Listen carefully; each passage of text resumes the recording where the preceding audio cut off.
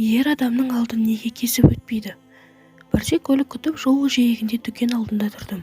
Қасымда орта тұстағы әйелмен шүйіркелескен екі бойжеткен бар еді. Алыстау жерде жас шамасы 50-де еңсерген азамат келе жатты.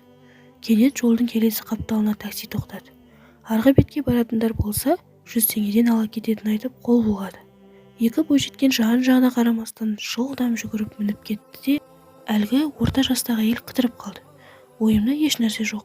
Апау, арзан таксиден қалып қойдыңыз ғой, дедім жалма-жан. Ол жайбарақат ер азамат келе жатыр, алдын қалай кесемін деп байыппен. Әлгі жерде ойланбай сөйлегенім үшін бетім қызарып кетті. Одан басқа да такси келер, қызым. Ер адамның алдын кесу өте жақсырым емес. Көрдің ғой қалай разы болып бата бергенін, деді. Иә, жастарға дұрыс пен бұрыс ажыратып көрсететін алдыңғы буын қалай жылжыса, соңғы дөңгелегі де солай қарай жүрмей ме? Біздің мамандықтың өзгеге ұқсамайтын ерекшелігі көп. Журналистер қауымы жылт еткен жаңалық пен оқиғаның ортасында жүреді. Ел құрметіне бөленген ерек азаматтармен әңгімелесеміз. Аудандық басылымның арқасында қанша адаммен сұхбаттасамыз. Олардан өнеге алған кезіміз аз болған жоқ. Бірде жақын апаймен бірімен әңгімелесуден сәті түсті. Соның бір сөзі осы тақырыпта қалам тартуыма түрткі болды. Ежелден ер кісінің алдынан кесіп өтпеген аналардың өнегесі қазіргі таңда ұмытылған сыңайлы, деп бастады әлгі апай, әлденені көңілі толмай.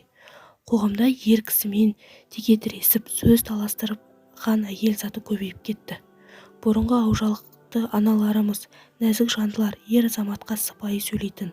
Кішкентай ұл баланың да алдын кеспеген тіпті. Сол кездегі сыйластықты көріп өскен соң кейбір әйелдің әдепсіз қылығын көргенде бойыңда үрей пайда болады екен. Қадіріміздің қашқанынан алып. Атақты Төле би, балама әйелді өзім таңдап алып беремін. Байдың байлығына, бидің билігіне қызықпаймын. Асыл пышақ қын түбінде жатпайды деген. Келінім ақылды болса, балам дана болады. Ердің бақыты әйел. Ел сыйлайтын ерді ақылмен адам етіп тәрбиелейтін де әйел. Кең жайылған дастарханымен ердің атын шығаратын да әйел. Малына, байлығына қызығып ешкімге құда болмаймын. Келінді асықпай ел арасынан өзім іздеймін. Бұйрық болып кездесе көрермін. Ырыс, бақыт, қызыр да әйелде. Әйел қызырлы болса, үйінен жақсы адам кетпейді. Мысалы, берекелі үйге кім келмейді? Жақсы әйелдің арқасында ердің даңқы кетеді. Би бол, би болмасаң, би түсетін үй бол деген. Би түскенде үй болу әйелден, деп келін іздеуге жолға шығыпты. Сонда аттары болдырып шөліркеп келе жатқанда жолаушылардың алдына бір топ атты қыз келіншек көрінеді. Ол топтың ішінде Данагүл дейтін кедейдің қызы бар еді. Ау, апайлар, тоқтаңыздар, аттарыңыздың басын тартыңыздар. Жоғары жақтан бір қатар аттылар келе жатыр.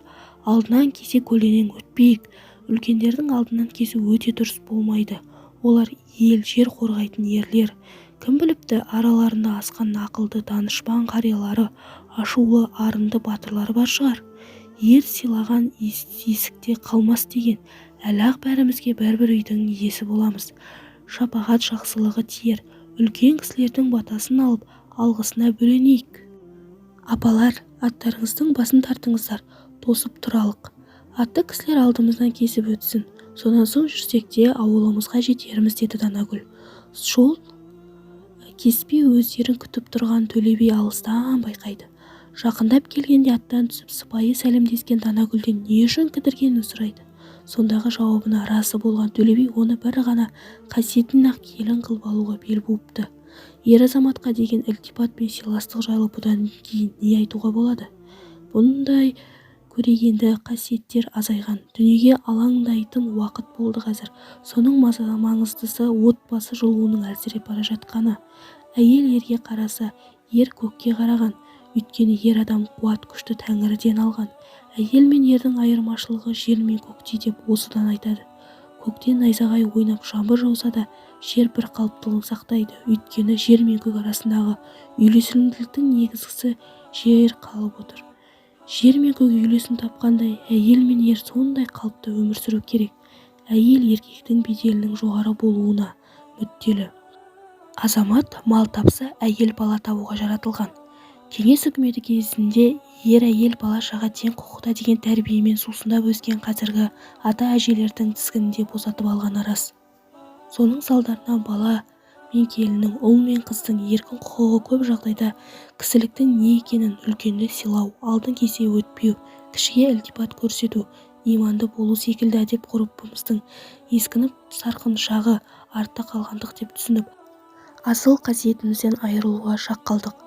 Ынжық ұл, әлсіз рух әке тәрбиесі үстем болмағаннан пайда болды дейді ақын Дастан Нәзікбаев. Қазаққа әкесін неге көке деп атайды? Осыған зер салып жауабын іздеп көрдіңіз бе? Ол сөздің түпкі мағынасы көк деген ұғымнан пайда болған. Көкеңді танытайын деп па, көрсетейін бе? Ұмытайын деген екенсің көкең бар деген әкесін шексіз күш-қуат иесі санаған. Ер адамның алдынан ешқашан кесе өтпеген, жолға шығарда өзі ескертпейінше қайда баратынын сұрамаған, оны жаман ырымға балаған, жолы болмайды деп жорыған, тілеуін тілеп қала берген. Қазірше мүмкін кінә жігіттерден де бар шығар. Неге десеңіз, әйелінің сөзінен аса алмайтын, әйелінің ығына көне кететіндердің кездесіп қалатыны бәрімізге мәлім. Ол тұрмыстық тапшылықтан ба деймін кейде. Әйел ермен мол табыс табамын деп астамшылық ететінді де көріп жүрміз. Әйел қанша жерден ақылды, білімді, қызмет дәрежесі жоғары болсын, балаларының болашағы үшін ерінің алдында иіліп тұруы керек. Сонда ғана қазаққа ғасырлар бойы мүлтіксіз қызмет қылып келген отбасы институты қалпына келеді дейді ардагер ұстаз Қарлығаш Ермағанбетова. Биік таудың төбе құсап мүжілгені жаман, еркектің әйел құсап сызылғаны жаман деген. Ер адам жігерсіз болса одан не қайыр? Сондықтан кешегі өткен қилы заманда еліміздің тәуелсіздігін, кең байтақ сайын даламыздың тұтастығын басқыншы жаулардан ақбілектің күшімен, ақ найзаның ұшымен қорғап қалған бабалар батырлығы мен қаһармандығы ұрпақтан ұрпаққа өнеге болуы тиіс.